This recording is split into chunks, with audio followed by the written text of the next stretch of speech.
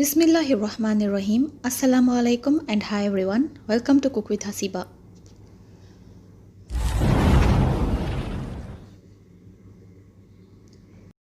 In today's video, I am going to show you how to make soft, tender and juicy chicken tikkas at home. Now please don't worry about the ingredients as I am going to use only 7 ingredients into this recipe.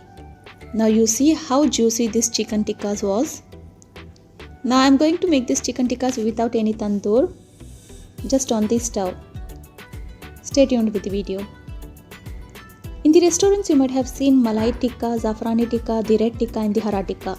Now most of the restaurants or the street vendors use some food colors for the color to enhance. But here in my recipe I am going to use a substitute instead of any food color.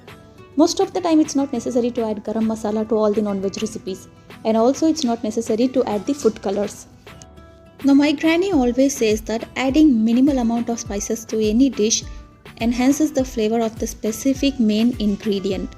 Now if you add more masalas to any dish, what happens is the masala and the dish gets lost within itself.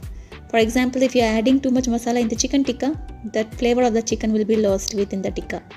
Now the ingredients I have taken here are, I have taken half a kg chicken. Now I have taken the chicken with bones. Usually chicken with bones are used in tandoor and tikkas are boneless, but I am going to make a combination of this because I like eating chicken with bone because the meat will be more tender compared to the one without bone. Here I have taken half a kg chicken, 4 to 5 spinach leaves, 1 cup of coriander leaves, 1 tablespoon curd, half teaspoon peppercorns, 5 garlic cloves, 2 tablespoon lemon juice, 4 green chilies and some salt to taste. Now I told you 7 ingredients excluding chicken and salt, as it is obvious that for chicken tikka chicken is required and salt, without salt there is no dish complete. So apart from that there are 7 ingredients. Now in a mixer jar add all the ingredients with some water and give it a blend. Now I am not going to add too much water here.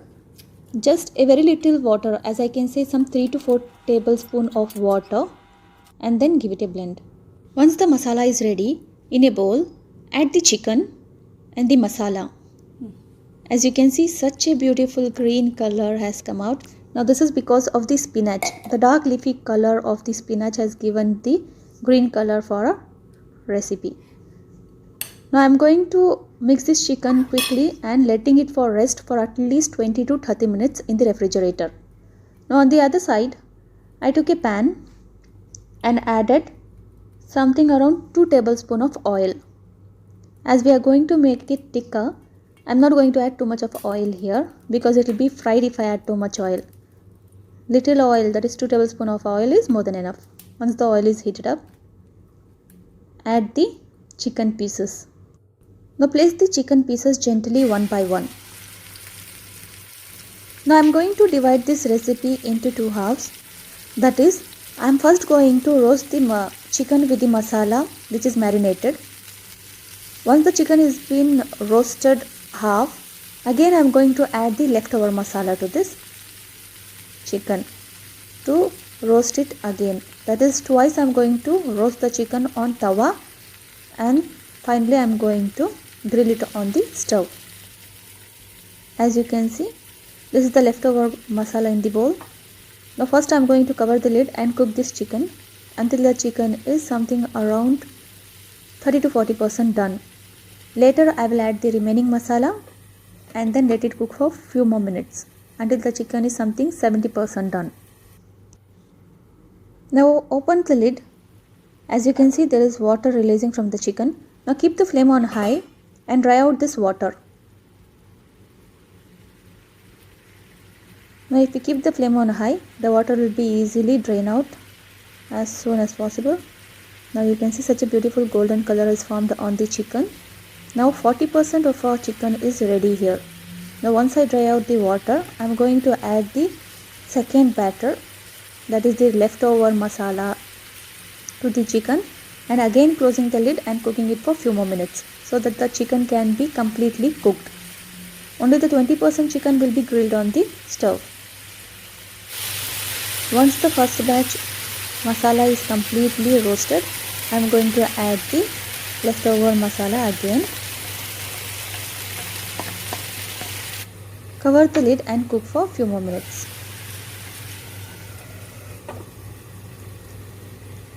Open the lid and keep mixing. As we are not adding any water in this recipe, it is very much necessary for us to check the chicken again and again. It shouldn't be burnt in the pan. Now once the second round masala is also completely drained, I am going to check the chicken whether it's tender or cooked or not. As you can see, the chicken was so soft. It was actually 80% done here. Now I am going to switch off the flame. On a high flame on the stove, just take the chicken piece with a fork or knife and then roast until the crispy layer of the chicken is formed, or I can say until the chicken is properly grilled. Now this is the easiest way of making grilled chicken at home without any tandoor. Just keep grilling piece by piece. As you can see, our chicken is such beautifully grilled here. Likewise, grill each piece of chicken.